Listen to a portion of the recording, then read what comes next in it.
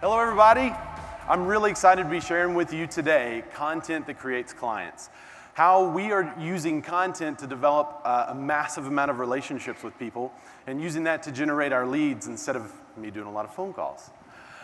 Before we get too deep, how many new agents are here? Okay, again, like you're not completely terrified. How many new agents are here? Awesome. So when I restarted my real estate career, it was in the hot August of 2013. I remember sitting in my beat up old pickup truck with no AC, sweat dripping, right? In Arkansas, it's not pretty, it's called humidity, it's horrible. And I remember looking at myself in the rearview mirror and saying, this has to work. You see, I was the sole breadwinner for my little family of four. I had a month and a half in savings and no other answers to the question of how are we going to make it. So the first thing I did what every good agent should do. I went to the office in the morning. I got my coffee and a mortgage lender sponsored donut. I couldn't afford my own. And I sat down in my cubicle. I picked up my phone and I was ready to make my calls, looking at my scripts, and I checked Facebook, right? I remember I Googled real estate logos because I thought the answer to having a successful real estate career was to have a really awesome Facebook page, a really great real estate logo, and get my brand out there in front of people as much as possible. What I learned was, when I looked at those people, the teams that some of you have seen today, and the other agents that were already killing it, they didn't create a brand and then go do the brand. They did real estate and their brand was created. So I didn't want to make a phone call. I didn't know what to say, and I didn't know what the scripts I had in front of me meant, and I had no confidence. But they added real value to the marketplace. One of the things that speaker I love, his name's Jim Rohn, one of the things he says is that to be more valuable to the marketplace, or to make more money in the marketplace, you have to become more valuable to the marketplace. So for me, I had to search for ways that I could quickly become more valuable to the marketplace. So new agents, here are the three things I did. First, study the craft and stay alive. So I did open houses for other agents that were already very successful in our marketplace, generating as many of my own leads as possible. I went to those successful agents and I asked them for low value referrals, people that they didn't want to work with because maybe those people had a bad attitude or maybe they were under 100,000. Whatever I could do to try to develop business very quickly so that I could stay alive. But here's how you use that to study the craft. Start journaling every transaction, every interaction, every call, and start studying the profession that you've just dedicated yourself to. Become an expert at not only having the conversation, but communicating everything that we need to communicate as an agent. So study the craft and stay alive. There are a lot of people who say they have 10 years of experience, but in reality, they only have 1 year repeated 10 times, right? That's what I wanted to avoid. I wanted to level the playing field with everybody that was there. Number two, study the market. To become more valuable to the marketplace, you got to know what it's doing. So study national and local trends. Know when your days on market are short, but when there's a low number of properties under contract versus what is active, what's going to happen in the next 30, 60, 90 days? And how are you going to communicate that to your sellers and buyers? Number three, a mistake I made early on was not hiring a coach. They've been invaluable to my success in this last year, and I would say had I hired a coach sooner, they would have filled the gaps that I didn't even know I had at the time. So new agents, I'm here to tell you, you don't need a cool Facebook page and a sweet logo to make it in this business. You need to turn off the computer, hire a coach, and go sell some houses.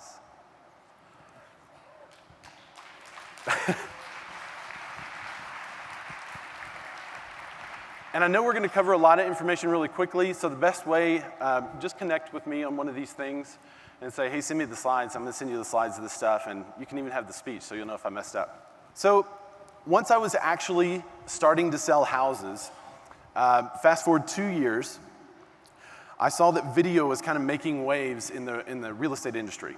And so I wanted to do my first video.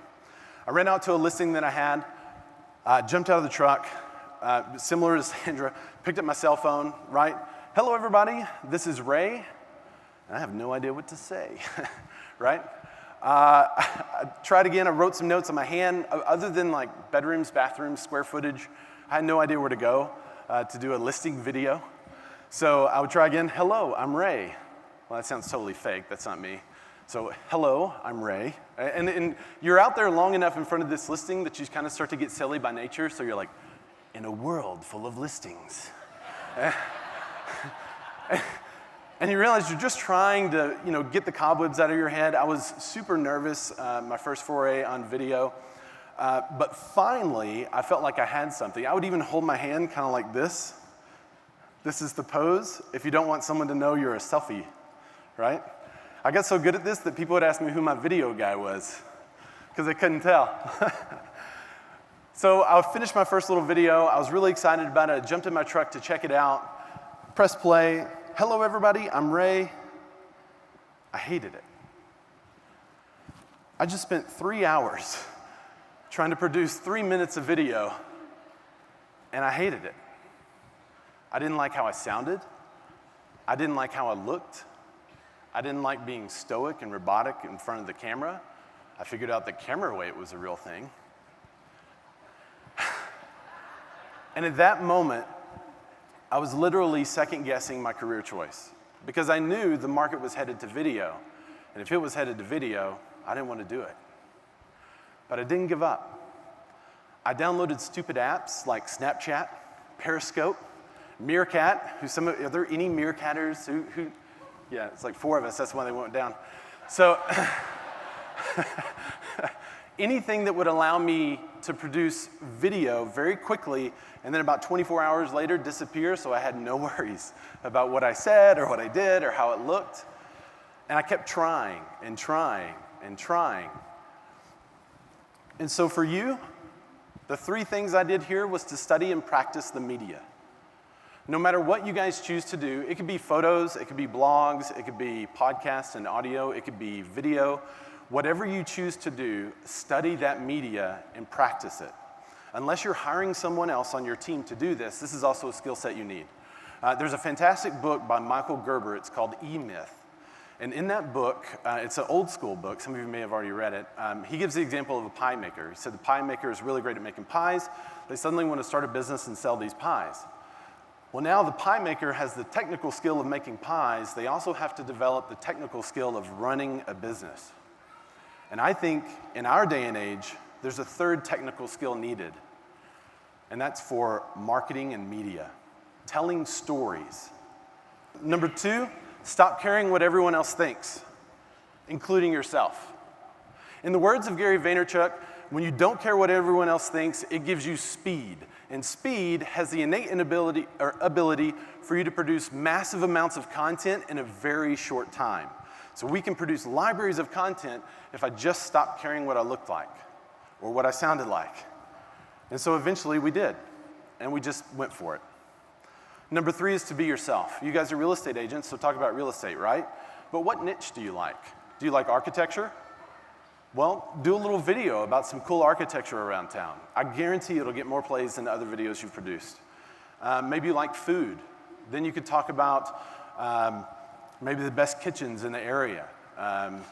Maybe meet with some foodies, because there are food groups everywhere in large cities. Little Rock, there's only a few. But some of you have the advantage of having all these different affinity groups that you're already a part of, and as a real estate agent, you can tie those affinity groups to what you're doing and to produce the content that then would attract those people who would then like the house because of the affinity group they're involved in. So be yourself.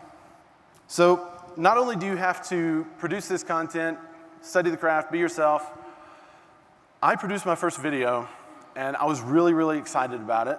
I posted it on Facebook, and suddenly, everyone didn't like it. They didn't even see it. They didn't comment, they didn't share. I was missing something. What I was missing was an audience. You can't just produce the piece of content and think that that content will develop its own audience. Sometimes that happens. Sometimes something goes viral, but that's very rare. So you also have to target your audience, kind of like what Raluca was saying, and target your audience based on where they are and what their intent is. So number one, these are the 3 audiences to target. Number 1 is your sphere. That seems obvious, right? Your sphere loves you, and they're going to share anything you do anyway. So this is your easiest target market, and I'm shocked at how many agents don't target their own sphere.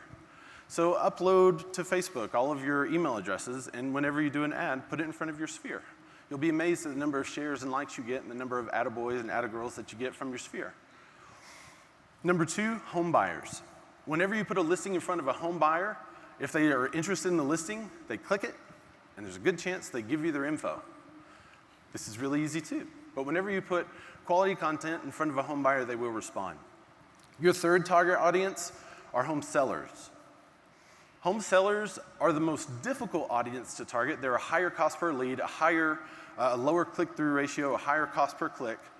But if you want to stay alive in the long game, home sellers is definitely a target market that you need to influence. So that seems super, super obvious. Sphere, home buyers, and home sellers. But here's how to hack it. Oh yeah, there's the quote for the sellers. You can't be curious and closed-minded at the same time. So one of the things we do is withhold information. We'll come back to that in a second. So here's how to hack it. I want you to go to your Facebook page. I want you to click on current city. When you get to current city, you'll see your friends who are in that city. I want you to click on your friends and hit message. Now here's the Facebook script that's made me more money than any other scripts. Okay, are you ready? Hey, how are you? Really? So here's what's happening. Whenever you say, hey, how are you to someone, they immediately think that you've just joined a multi-level marketing campaign, right? So go as long as possible without saying the words real estate, sell, buy, invest. Go as long as you can without talking real estate at all and show that you actually care about people. These days, a Facebook message without a direct ask for business is becoming the new handwritten note. So connect with people using the platform that they're comfortable with. Okay, so here's some real life examples of what we're doing. These are things, if you want to, you can take pictures of this, or you could just follow us on Facebook. Basically, this is our listing post. This is the #1 lead generator that we do to get buyers. As you can see, the first thing to notice are emojis. When was the last time a stranger sent you an emoji? They don't, right? Because that's kind of weird. So we know that you are now familiar with emojis and you have a certain affinity for them, so we know that you will slow your scroll, and that's why we use emojis. We don't use too much, just a couple here and there. The next thing that you'll notice are hashtags. On desktop, these show up blue, but 80% of our traffic comes from mobile. So the post in the middle is a mobile post. And you see what happens when you put a hashtag by words? It becomes black and bold, and section headings for our ad. The next thing you noticed is a blue bit.ly link. This is a trackable link for us, but it sticks out like a sore thumb, and that's what we want. We want them to click on it. We also have pictures and things like that on there, but we don't use too many pictures. So what's really important about what's there is also what's important about what's not there. There's no price and location information on the 2 photo ads. We do put it on the video ad, but then we don't show the entire house. We show just enough to where they need to schedule a showing. Because rarely in our market does somebody buy a house just from the video. So that's our #1 lead generator for home buyers. Once they click that blue bit.ly link, it directs them to register immediately for more information. Now, it is far less important what landing page or CRM or whatever you use to do this. What's most important is that you are asking people to register for more information. If you don't, you're going to get very little information from people. And when they register for that information, you need to follow up with them immediately. There's a 97% drop-off rate if you don't touch someone within the first 5 minutes of making contact. So we automatically have things in place that once somebody clicks that link, it sends them a text, it sends them an email, and it says, hey, I noticed you asked for some more information about one of our Facebook listings. How can we help you? Are you looking to buy sooner or later? Full well knowing that most of them aren't. Most of them may be just checking you out for a friend or family member or something like that. What we're looking to do is build our database, because one day they will buy and sell. And if we can start developing that relationship now, then it'll be great. Another thing we do is, as agents, what's the #1 question we get asked? How's the market, right? So answer that question as many times and as many ways as possible. This provides our people that follow us with a ton of value. We do something, we called it the housing data dump because I was pretty sure that nobody else would copy that name. And basically it's me in front of a whiteboard. We use Facebook Live to do it. And I talk about the numbers, the just listeds, active, and then how many are under contract. We talk about the year-to-date market, the average sell price, and then the days on market. We talk about the months of supply. And that's it. At the end, I'll remind them that if they're curious to know about their home's value, to click the link. I tell them straight up that we're going to send them a market report that has nothing to do with their home's value, and that we will then follow up with them to ask additional questions about their home to see if there's any way we can help. So no matter what this is called, like a Monday morning market report or a Friday fax or whatever you want to do, this has been invaluable for our seller lead generation. If this looks familiar to some of you who are Tom Ferry Coaching clients, that's because it is.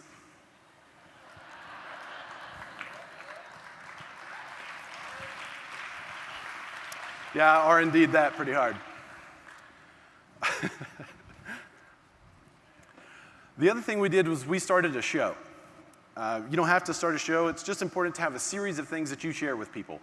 Our show was called The Real Q&A Show, and I can tell you right now it's super hard to do a Q&A show because people don't ask you questions. And it's like pulling teeth to get great questions. But then telling people about the market and different questions they ask. We also tag them. It adds a lot of value to them. But I really think what's coming, and it's what is releasing this week for us, are community-based programming. So we actually have a show called Home Sweet Arkansas that I think is going to do way better than our Real Q&A show. But we are, I think, 15 or 16 episodes into that, and it is getting about 5,000 to 10,000 views per show. Oh, and there's an example of it too. You don't go to our page and look at that. So let's talk about lead sources. In the last 90 days, we've generated about 1,800 new leads to our database. Of those leads, 73% of them came from Facebook, and you see there's only 3% from Zillow. The reason why I made the correlation between those two is because we're spending the same on Zillow as we are on Facebook. The question is, why are we still spending money with Zillow, right? The difference is lead stage. Whenever we get a Zillow lead, we know that in the first month or 3, they're probably going to buy. Whenever we get a Facebook lead, we have an understanding that it may be a year or 2 before they buy. And it creates a long-term relationship and a nurture by providing them with value. So when you really break down what we're doing, we're producing content to gain trust in a way that can't be done on the phone, through email, through direct mail alone.